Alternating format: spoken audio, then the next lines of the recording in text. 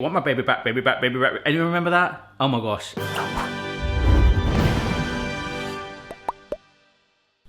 Hello everybody, hope you're well. Welcome. Today, I'm feeling very good indeed. I'm very excited because it is a Barry Tries video. If you missed any of the videos on the Barry Tries playlist to date, do have a marathon at the end of this video. It's basically where you guys submit suggestions and I try them from chefs around the world or just recipes you've seen online. I've been bombarded in the last few weeks about this recipe by Tasty. It's basically a barbecue rib sandwich and you have a whole rack of baby back ribs. Now, my morning so far has consisted of going to a supermarket and trying to find out where and what baby back ribs really are. And I went to 3 different supermarkets actually, and they're all like, don't sell them. A quick Google search told me that don't worry, we don't tend to refer to them as baby back ribs here in the UK. Oh my gosh, look, you see, sliding the bones out. Oh my god. This is something called loin ribs. That's the same thing. Huh. It's basically a rack of ribs that we're gonna like have boneless by the time in the end in this most amazing barbecue sandwich. It's gonna be awesome. But these are loin ribs. There's bones in them. Baby back ribs, loin ribs, same thing. Well, the only downside to these is that they came in a pack where they've already been sliced, where really you want one long rack normally, but that's okay. We're going to cook these slow and low, so we're going to preheat our oven to 130C fan 150C. But that is going to really slow cook them. But while the time that is warming up, we can start to rub and get some real flavour into our loin ribs. Nope, baby back ribs. So what we'll do is grab ourselves a big old pan. Apparently we need enough foil so that when the ribs go in there, any of the juices that escape, you want to keep them in. So kind of like a foil parcel so that it keeps it moist.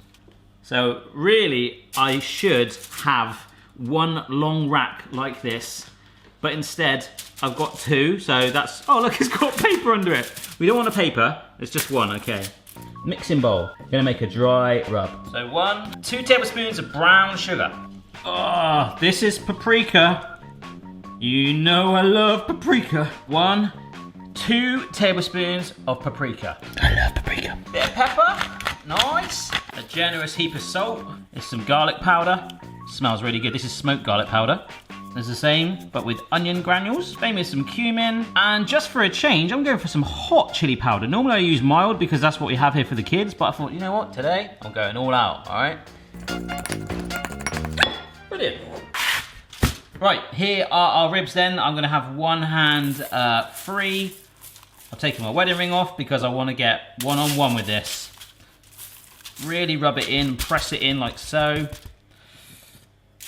Oh my gosh, it really transforms it straight away. Do make sure you get every nook and cranny covered though. Oh yes. Some of that sugar in there is gonna make it caramelize. So we've got that completely covered now. I'm really happy with that. We've now got the job with our dry hand of folding this in. But just make sure, you know, you've sealed it in. Bye. Alright, so this is going in for 3 hours. Whilst we're waiting for those 3 hours, you could watch Titanic or just clean yourself. But there's a couple of other steps we can do. And what we're going to do, it gets glazed in the barbecue sauce as we saw. This is some barbecue sauce. I'm going to do 1... Oh my gosh, that sounded like a parrot. 3 parts barbecue sauce to 1 part runny honey. Oh my gosh. So we're just gonna mix that together, and that's gonna be a nice sort of sticky, smoky, sweet glaze. But I'm doing this now to it, and it's like, all right, what do I do for 3 hours? Nothing. I want my baby back, baby back, baby back, baby back, baby back ribs. I want my baby back, baby back, baby back, baby back. Excuse me. Ribs. Excuse me. Chili baby back ribs. Oh, I've had that in my head for years. Oh my gosh. Until I got 3 hours to kill. There is one other thing we can, well there's actually a couple more steps to do, but there's one other thing we can do just to get done because the caramelization of the onions. This was one thing I don't really like sometimes about the Tasty recipes. They just sometimes just say caramelized onions. And some of you might not know how to do that, and there's lots of different ways. You can just chuck the onions in the pan and they can caramelize naturally and just, you know, char. But I'm gonna do balsamic ones. Just a teeny hint of balsamic vinegar. Mwah! Chili baby back ribs. Okay, so an onion, when I caramelise them, I like to have them sliced thin. Obviously, I can just slap them down in my little gadget thing, but I thought I'd show you today because we've got a bit of time. I like to treat an onion a little bit like a planet, okay? So you've got your North Pole and your South Pole, or whatever we want to call it. And all the time, I just slice through it like that, okay? To kind of open up your globe. Dot, dot, dot, dot. So you still got your poles like this. Fingers down like that. And what I try and do is slice at an angle towards the poles, basically, like that, okay? I know this seems quite basic, and then you can get to this point if you want and keep going, or you can tip it on its side and do the same again. And you kind of get segments. An onion is a lot like a Terry's chocolate orange, except it tastes a bit more disgusting eaten raw. You can just take that bit out, and your little bits of onion will just fall apart. Isn't that cool? Onion party. I hope I've taught you something today. Alright, big old pan. You can do this without oil, but I'm using olive oil, and this is one that's actually infused with a bit of basil as well, so we're driving more flavour in there. The only other thing to add at the moment, as I try and salt bay it, is a bit of salt. So what we're going to do, although there's a natural sweetness that will come out when you sort of char them anyway, we're going to take them to a sort of golden brown stage on their own. This is brown sugar and balsamic vinegar. We will add that in once we get the onions browned, which will take about 10 to 15 minutes. So do it nice and slow. I mean, we've got 3 hours. If you want them warm, do them right at the end, but I don't want them warm. I kind of want them to be sticky and like jam-like. So that's been about 10 minutes now. You can see they're sort of caramelized and speckled. So some brown sugar again. Use some of that before in the rub. And 2 good splashes of balsamic vinegar. Woo! That real stingy, tangy vinegar contrast with the sweet sugar now. So we're going to keep pushing it through to warm through that sugar and caramelize it a little bit. Just make it a little bit more sticky. Then I'll just leave them here with the lid on. So we're just keeping this cooking for another sort of 7 to 8 minutes. And what we're doing here is getting like a caramelization process going on. It is extremely addictive just to want to get a spoon right now, shove that in some bread and butter, but we're going to load it into something a whole lot better. Alright folks, that has been 3 hours. Oh, the smell is phenomenal. Oh, ooh. Oh yeah, you can see the juices. Very hot. I just love how all that rub has clinged to them. Nice. Now, about 2 hours ago, I realised in the oven, I was like, oh no, I forgot to remove something. There's a layer of fat on the underside of the ribs. If you get your butcher to remove them, I should have done that anyway. It's really easy to do it with a knife. You just lift it off and cut it away. It'll make getting the bones out a lot easier. So that's what I'm doing right now. I'm just using a knife to run along the groove and they pop out quite easy. Of course, the good thing about it is I can now line it up in one big old row as one kind of boneless rib, bringing the 2 pieces together. And I can slaver it, in this barbecue glaze. But that goes under the grill, but something else goes under the grill. On this board is some parsley that I chopped earlier, and this is a really nice sourdough loaf that I bought. So I halved this earlier. And this is some melted butter that I've just put in the microwave. To try and get this everywhere. Apparently, we butter both sides. I've never really buttered the outside of a bun before. The outside of a bun. A bun. Well, true story for both, to be honest. Helps to get a bit of a golden colour on it, but this could catch quite quickly. That's the only concern. We don't want it to burn.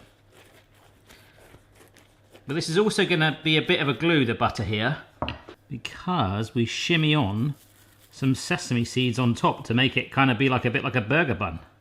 Right, let's go in the oven. So that's going in, and I will not think that's going to take very long at all. In fact, I'm so confident that's not going to take very long, I'm going to try, come on, there you go, and slot the barbecue pork underneath it. Alright, I need you to see this. I've just opened the grill, I've lowered the bread, it's looking gorgeous, but I don't know if I can get in there. Can you see that bubbling away? Oh my gosh, it's time to get it out.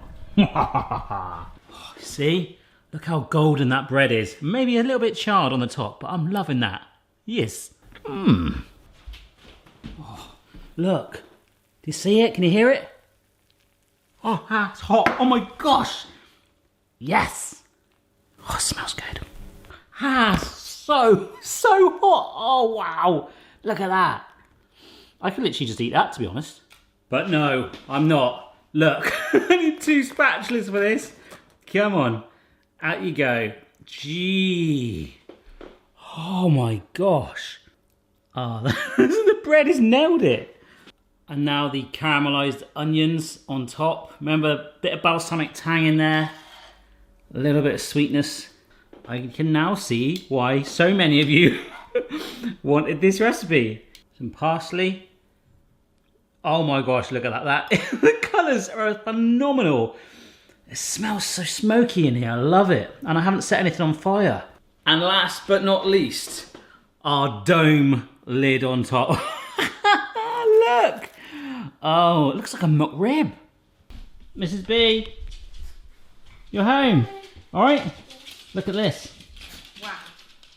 That's my lunch. So apparently, oh, that sound. You're supposed to slice it up. Okay, ready, Mrs. B? Yes.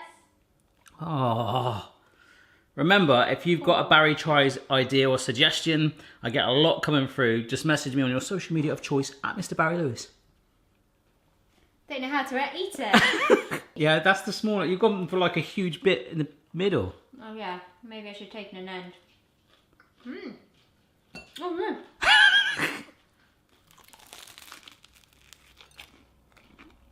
Oh my word.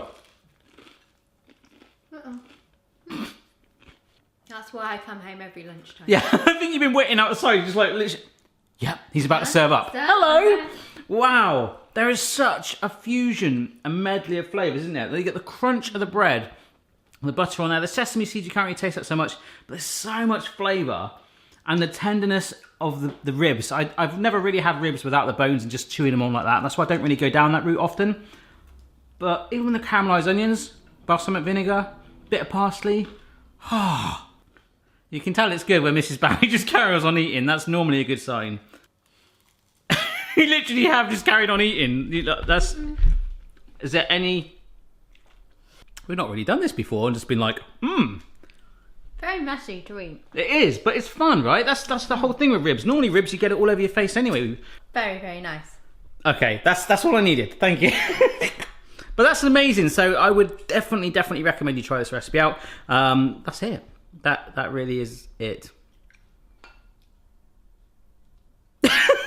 Check your level, player. No matter what your style, the kitchen's for me. Simon's moustache, goatee, maybe all 3. I love the loin ribs name, but the baby back ribs just sound so much cooler. Austin Powers movie. I want my baby back, baby back, baby back. Anyone remember that? Oh my gosh. I got random movie references in my head all the time. There's another one from Austin Powers. I want chicken. I want liver. Meow mix, please. I say that all the time. There's so many useful things. There's so many useful things in the world that I should know, and I have those references in my head instead. Please say it's not just me.